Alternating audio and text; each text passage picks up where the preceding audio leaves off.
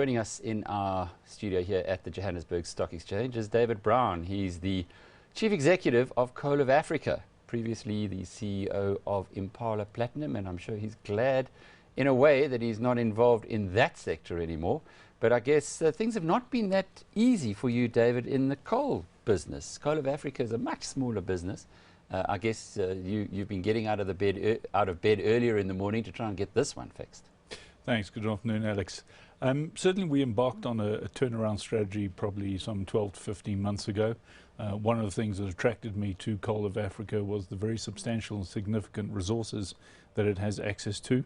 It's got very good high quality hard coking coal resources, which do trade at a premium to your normal thermal coal, and certainly add that to the substantial resources certainly attracted me as being a company that was worthwhile getting stuck into and helping sort out. It's got potential. It's got great potential, but absolutely. It's hard work to get the potential unlocked. Yeah, I think the problem with it at the moment is the macro environment, certainly from commodity prices and coal in general, is that, you know, obviously prices have come off again during this calendar year, another 20% down.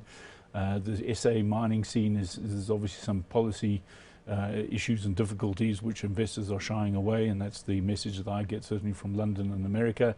And then you couple that with the fact that the junior space tends to be more further future dated in terms of access to cash flows. People are tending to, if they're going to get into commodities, want to get into near cash generators rather than the longer dated resources. Now, this is a stock that was around R8.50 2.5 years ago. It's trading at 60 cents now, up nicely since you did the announcement on Mooiplaats, but It's a long way. I mean, that's a negative 10 bagger already. I guess people are being attracted by the potential in the same way as you are, but sometimes it takes longer to unlock than anticipated.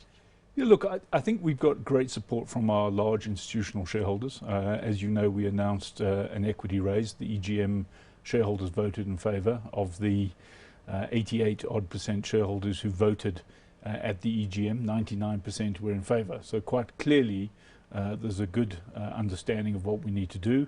The fact that we need to raise this money in order to get to the next phase. I think you are right, given the commodity environment, given the SA mining scene, it is probably going to take longer to unlock than maybe 2 or 3 years ago. And the sale of Mooiplaats, how firm is that? Yeah, look, I think that's an asset that has proved quite difficult to sell. We put that on the block, so to speak, some months ago. We had a lot of interested buyers. I think the real issue is access to funding. You know, given the decline in commodity prices, you know, if you're a seller, it's probably a good time to be a buyer of assets at this point in time, given the valuations. And trying to sell an asset that had been making losses for the group is quite difficult. The buyer is someone who has a contiguous piece of ground and therefore will be able to unlock substantial synergies and therefore makes economic sense for this person as the purchaser. So you looked all around the market and ended up selling to your neighbour? Kind of, yes.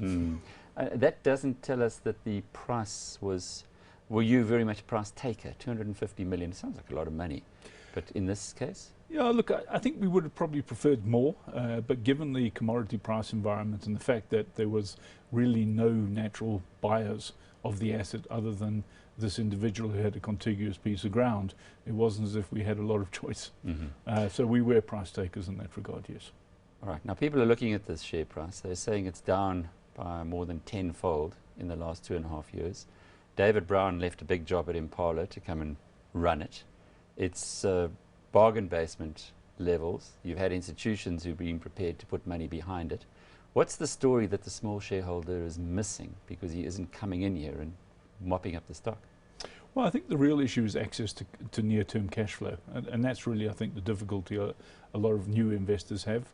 As I said, the commodity stocks are somewhat out of favour at this point in time, and if you're going to get into commodity stocks, you tend to flee for, shall we say, the big market caps, which are still paying dividends, and there is cash flow coming from those stocks, whereas ourselves as an investment thesis, effectively we are a longer term play. We've obviously got to work to develop those resources, and cash flow will only be in probably 2 to 3 years' time. But you have got rid of the cash drainer.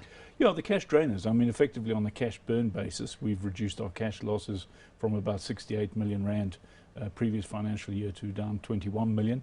And in fact, going forward for the next financial year, we'll probably be down to about 10 or 11 million dollars. So we've done all the cost cutting that we need to do. We've put all the elements in place.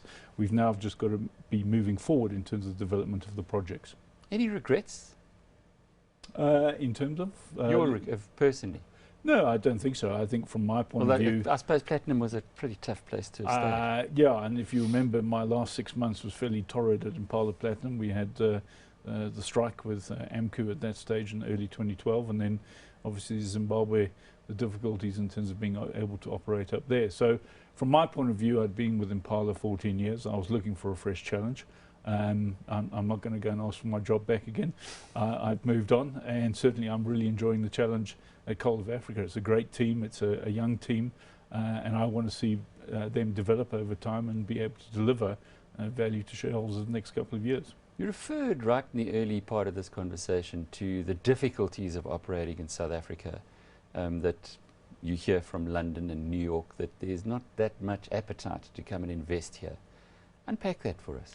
Look, I think it's with regard to the investment dollar. I mean, effectively, during the early 2000s, when we had a locked-in commodity boom, it was quite easy to sell South Africa and sell the commodity space to international investors, particularly in the US and in the UK.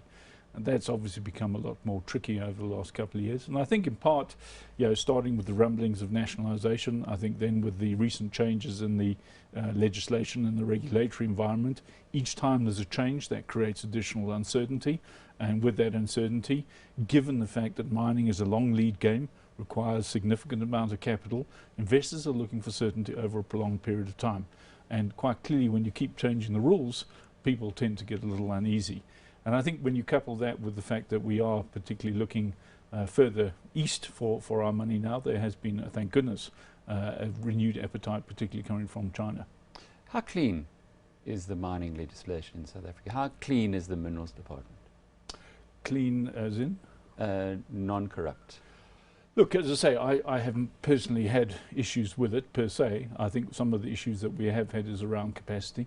In terms of being able to deliver within reasonable timeframes. I think there's definitely a need to ensure that the red tape or the bureaucracy improves, and that we are able to get license applications approved a lot quicker. It's more incompetence than people holding out for cash. Well, I don't know about incompetence or competence. I think it's a capacity issue, whether they've got sufficient resources available to them to actually deliver. David Brown is the Chief Executive of Coal of Africa.